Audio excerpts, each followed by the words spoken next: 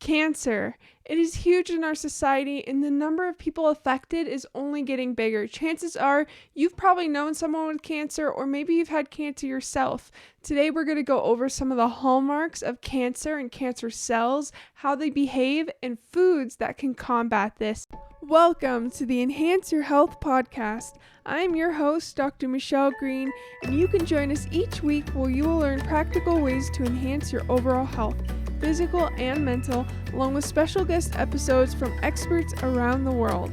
New episodes out each week on Mondays at 5 p.m. Pacific Standard Time for tips and action steps so that you can become the master of your health and life. And remember, this podcast is for educational and informational purposes only. You should always check with a healthcare professional before trying any new health protocol. It's time to enhance your health.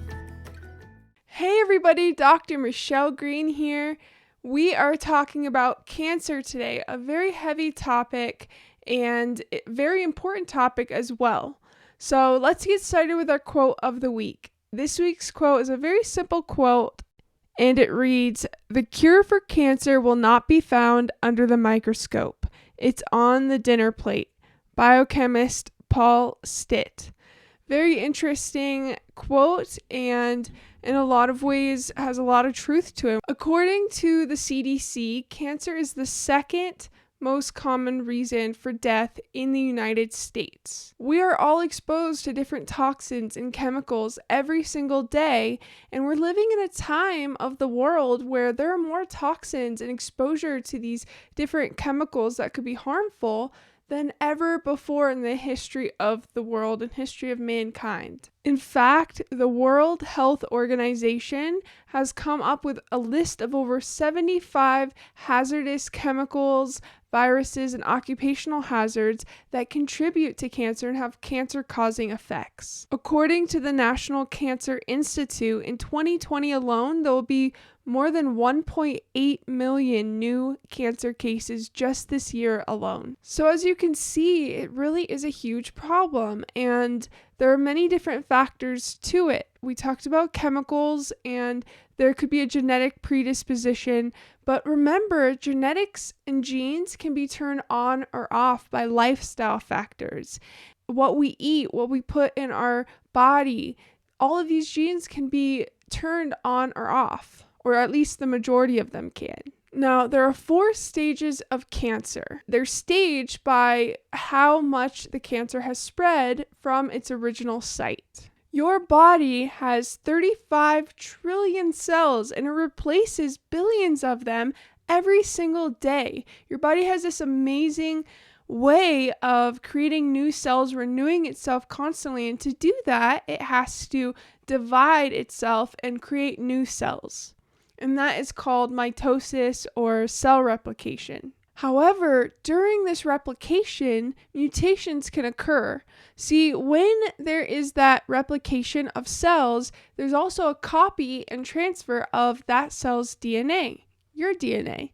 But sometimes things can go haywire and mutations can occur during this copy over process. And these can be affected by outside factors. Some of those we mentioned as far as chemicals and different toxins that we are all exposed to. Those toxins come in, they create havoc for the cells replicate, and mutations occur within the DNA. And then what can happen is those cells no longer have that ability to turn replication off. So there are signals that happen telling the cells to replicate when not to replicate. Our body is so smart that it's constantly sending signals. But when cancer forms and there's mutation in these cells, no longer does it have the ability to stop its replication. It just replicates uncontrollably. And that is one of the hallmarks of cancer, is that it doesn't have that pathway telling it, that signaling, telling it to stop replicating, that's enough. It just continues on. Our body is very smart, and these things do happen in all of us, but our body has a process known as apoptosis, also known as programmed cell death. Our body has an amazing mechanism that when it sees that there was a mutation that happened, or when there was a cell that didn't divide properly, it can actually do programmed cell death, and it gets rid of the weaker cells to give more room for the newer cells, the healthy cells, and our body actually will program these cells to die because they aren't healthy cells. That is an amazing protective mechanism that our body has. Now, what happens if something goes haywire with that? That will actually turn off. When cancer forms, the apoptosis, the programmed cell death, fails. A lot of times, the cancer is like a hacker. You can think of it as a hacker because the cancer will actually almost disguise itself so the body won't attack it. Different things such as viruses, environmental exposures, DNA, replication problems, all of these things can cause a cell to turn cancerous and start to replicate uncontrollably. And the more out of control it gets, it can spread to other organs, it can spread to other areas. And that programmed cell death, there's a delicate balance between programmed cell death and new replication. And our body controls it very tightly. But when there's an imbalance in this, that is when cancer can form. Now, this is very interesting. You've probably heard of resistant bacteria and different strains that are resistant to like antibiotics or treatment. They actually have found within the past few years that there are actually certain cancer cells that are chemotherapy resistant. And part of this is because cancer have a very small percentage of them. Some cancers have cancer stem cells. Now, these cancer stem cells, very, very small part of the cancer. And chemotherapy will work on the rest of the cancer, but it won't work on that small percentage that's the cancer stem cells in these cases. And that's what a lot of times causes cancer to come back, because the cancer wasn't 100% gone. These stem cells were still there, almost like cancer seeds ready to regrow. They're looking at these cancer stem cells as maybe this is possible why some people come out of remission and have cancer again or multiple times. Another characteristic of cancer is inflammation. Inflammation, you can almost look at it as a breeding grounds for cancer and cancer cells to form. And it puts your body at risk of genetic mutations. Cancer cells can even hack into your own system. In fact, they even can create their own blood supply. They'll send signals out. The cancerous cells will send signals out to your body to regrow a vascular system for itself so that it can keep growing. So like I said, it's almost like a hacker in your body. It's using your own body processes to use it to its advantage and grow and grow and grow. Now, I highly recommend you going and watching last week's episode all about inflammation and how to eat to lower inflammation, because all of that is going to help put your body in a healthy, healing place. And remember, inflammation is a breeding ground for genetic mutations, which can lead to cancer. Take a look at that video, and that's also going to be a really good resource for you when talking about the topic cancer. So how do you prevent cancer? How do you fight cancer? Through food and through natural ways. Well, let's talk about that. And as we talk about that, just know that if you are in cancer treatment right now, please follow the recommendations of your doctor, and just know that this information is for educational purposes anyway, to help empower you to make decisions and from an empowered place, knowing that there are natural options that can work with the therapy that you're already doing, or the therapy that you're going to do, or your family member or friend, or whoever this might be for. Just know that there are ways in which nutritionally you can support your body to not only prevent cancer, but also to fight cancer as well. So let's take a look. Things you should avoid. First of all, avoid meat. Especially processed meat. Meats have trans fatty acids that can then create oxidative stress, which Again, watch last week's video. It's going to help you understand what that means. But this can increase inflammation. It can increase your chances of genetic mutations. So avoid meat, especially limit consumption of red meats and processed meats. Also, oil. Let's talk about oil because there's some information that everybody should know. Oil is fine. There are good oils. Canola oil is not one of those good oils, but olive oil is a great oil. However, how many of you cook with olive oil? I know I used to cook with olive oil, and then I found out through my own research that olive oil, does not have a high boiling temperature. So when you cook with it, it actually can turn the oil bad, turn it rancid. And when we take that oil in, it can actually create havoc and create chaos within the body, oxidative stress, which, as you know, leads to inflammation and genetic mutations and all of that. Make sure you are not cooking with low heat oils. Some good oils that you can use include safflower oil, grapeseed oil, avocado oil. These all have a high boiling point, so it's much better to cook with these high heat oils. You could still have olive oil, but don't cook on high heat with it. If you're going to cook with it, very low heat, and even better, just put it on your salads or use it in other ways that you don't need heat for. Now, the research is in people who eat more fruits and vegetables, they see an inverse relationship between people who eat fruits and vegetables and cancer. So the more fruits and vegetables you eat, the less chance and less risk of cancer. And that makes sense because the vegetables are full and rich in antioxidants and nutrients and really putting your body in the best state it can be. So if there are ever genetic mutations, it can stop it right there, dead in its tracks. Now, I cannot wait to tell you about turmeric. Okay, turmeric is an herb, a lot of times used in Ayurvedic healing methods. It's an herb that has a lot of studies on it relating it to cancer. Now, the active component of turmeric is called curcumin. And curcumin has these amazing effects on the body. Now, curcumin, the active component of turmeric, has also been found very, very useful in different chronic diseases such as inflammation, arthritis, neurodegenerative diseases, liver disease, metabolic syndrome, obesity, and above all, many cancers. Research suggests that this could be a very, very powerful anti-cancer herb that people can take that not only prevents them, but if they have cancer, it can actually attack the cancer cells. And we'll talk about that in more detail. They have found that turmeric, alongside traditional and regular chemotherapy drugs, have been very effective together. And turmeric or curcumin can actually help the process of these cancerous drugs.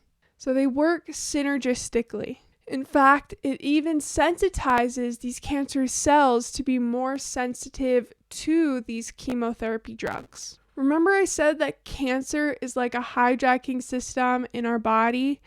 Well, think about it this way. If you had a hacker on your computer and they were accessing via the internet, what would you do? If you unplugged the internet and disconnected that computer from the internet, the hacker could no longer access your computer.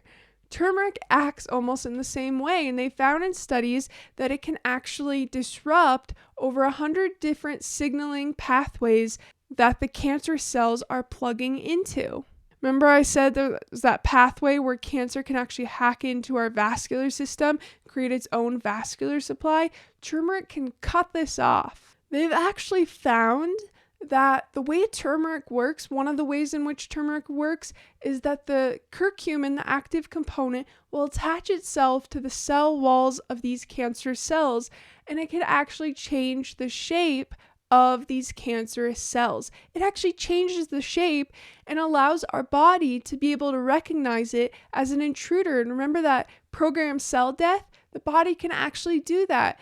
The disguise of these cancer cells have been essentially taken off, and our body can recognize them again and really go after them with programmed cell death and ways of fighting these cancerous cells.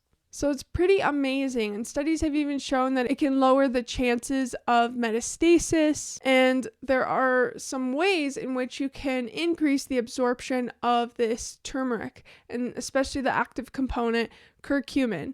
So you can definitely get turmeric root at most grocery stores. You can also get turmeric in a supplement. However, whether it's you're going to take it in supplement form or if you want to take it from the root, you want to make sure that you are taking it with a very specific spice. Make sure you're taking it with black pepper.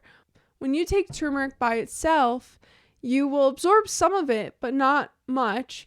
If you take turmeric with black pepper, something happens with the molecules and with your body being able to absorb a lot more of the active component curcumin in your body when you mix it with black pepper. So some supplements don't have black pepper in the supplement, but some supplements do. So look for supplements with black pepper in it. And if you're going to have the root by itself, then you can just make sure that you are also doing black pepper. When I use turmeric as a spice in dishes, because turmeric is also a very good spice, when you use turmeric in a spice, I also just make sure to put black pepper. I mainly wanted to talk about turmeric today because turmeric has so much strong evidence as being an effective co-therapy for people with cancer and also a preventative agent for cancer and getting cancer in the future. It's important to be empowered about your food and empowered of what you're putting in your body and the effects that it could have. Now, garlic is another good one, and I'll briefly go over some other foods that have these properties, or at least preventative properties, and can help keep your body in a healthy place.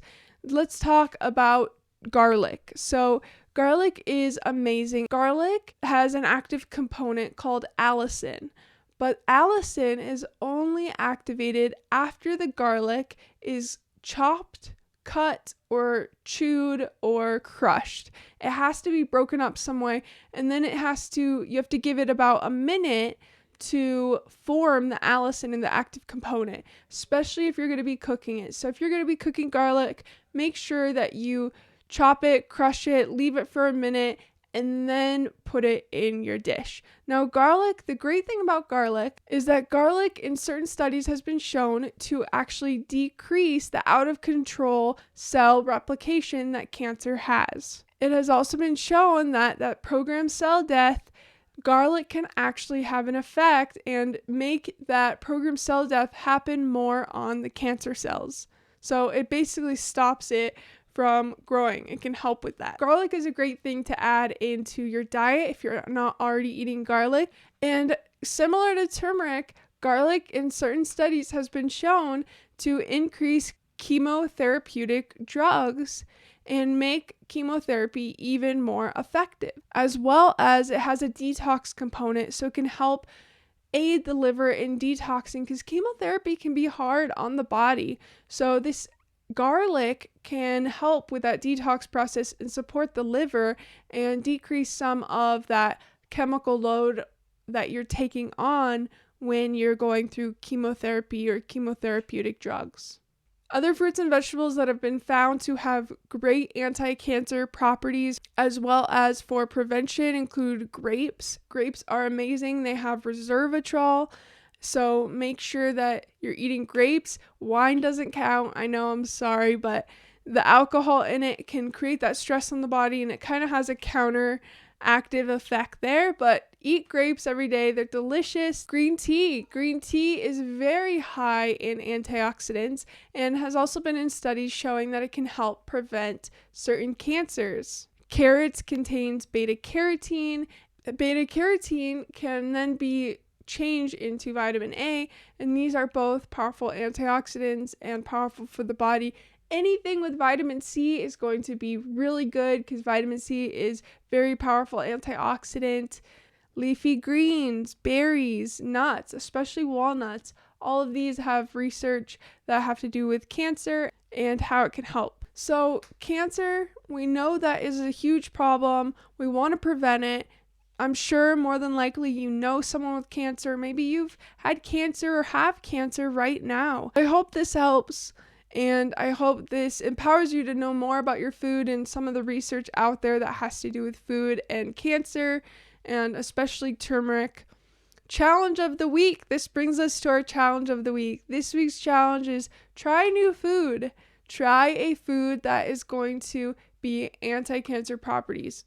Try new food. Maybe add just one of these things we mentioned. Maybe add a turmeric supplement. Maybe add walnuts or berries. Start making your morning smoothie again. Add those berries into it. You can even add turmeric. They sell turmeric powder at the stores. You could throw that into a smoothie. If you do that though, just beware, turmeric can have a very strong taste. So try a new food. Let me know how that goes for you. If you post it, hashtag EYH challenge, post it. I'd love to see what you tried. And make sure to check out at Dr. Michelle Green on Instagram, Facebook, Twitter. I would love to connect with you all. Make sure to smash that like button, hit that subscribe button. It helps so much. If you're listening to this on Apple Podcasts, leave a review. I would so appreciate it. And this helps to get this information out to other people. If you know someone that might benefit from this, share it with them. Share it with them. It doesn't hurt, and you could potentially be helping them. And check out my website, drmichellegreen.com, where there's lots of resources for you, and we can connect there as well. Thank you so much for listening. I hope this helps you. I hope this gives you knowledge so that you can be educated and empowered about your food and about your health. It's time to enhance your health.